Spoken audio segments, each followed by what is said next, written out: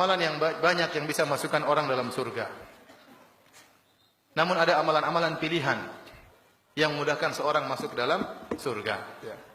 Contohnya adalah berbakti kepada kedua orang tua. Kalau orang tua kita masih hidup, maka itu adalah jalan termudah untuk masuk surga. Rasulullah SAW tatkala didatangi oleh seorang sahabat kemudian berkata, "Ya Rasulullah, saya ingin berjihad, ingin berperang." Kata Rasulullah SAW, "Ahayyin walidak?" Apakah dua orang tua masih hidup? Bapak ibu masih hidup? Kata dia, "Masih ya Rasulullah." Kata Rasulullah SAW, "Maka berjihadlah dalam berbakti kepada kedua orang tuamu." Ini dalil bahwasanya berbakti kepada kedua orang tua termasuk jihad. Perlu perjuangan, perlu pengorbanan, pengorbanan waktu, pengorbanan harta, tapi pahalanya luar biasa. Demikian juga ada seorang laki minta izin untuk berperang. Kata Nabi SAW, "Ahayatun walidatu?" Apakah ibu masih hidup? Kata dia, "Masih hidup ya Rasulullah." Kata Rasulullah SAW, "Lazimilah kaki ibumu, di situ surgamu." Di situ surgamu. Jadi kalau kita punya orang tua, dua orang masih hidup, itu dua pintu surga.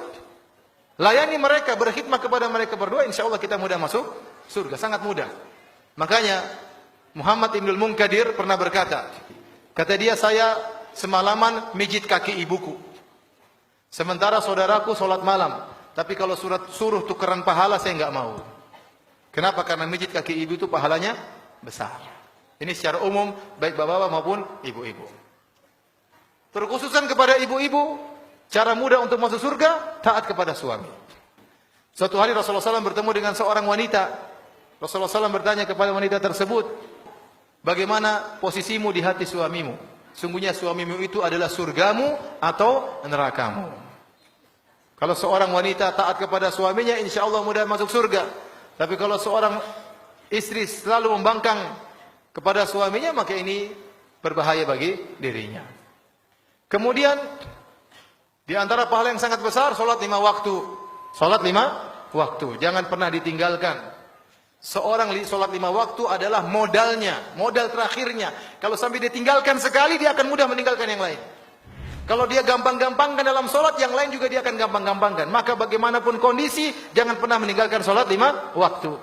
Nabi bersabda tentang salat 2 rakaat sebelum subuh. Kata Nabi, 2 rakaat sebelum subuh lebih baik daripada dunia dan seisinya. Kalau kita salat sebelum subuh 2 rakaat, salat qobliyah 2 rakaat, paling kita kerjakan 3 menit, paling banter 4 menit. Ternyata pahalanya lebih baik daripada dunia dan seisinya. Itu baru salat 2 rakaat sunnah. Bagaimana lagi dengan salat subuhnya? Padahal kita tahu para ulama sepakat salat fardu lebih afdal daripada salat sunnah. Nah, kalau salat sunnah pahalanya seperti ini, bagaimana lagi salat fardunya?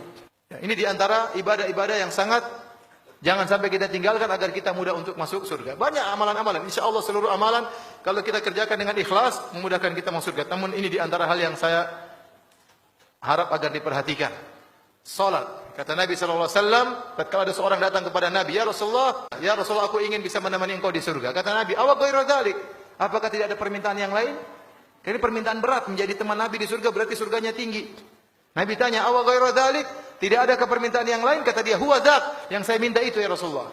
Kata Rasulullah SAW, "Kalau gitu tolonglah aku agar aku bisa berdoa kepada Allah. Kamu sendiri harus banyak sujud." Kamu sendiri harus banyak sujud.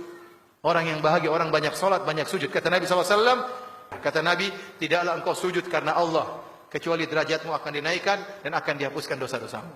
Semakin orang banyak sujud, dia semakin tinggi di sisi Allah. Meskipun mungkin orang lain merendahkan dia, tidak memandang dia, tapi dia sangat tinggi nilainya di sisi Allah Subhanahu wa Ta'ala.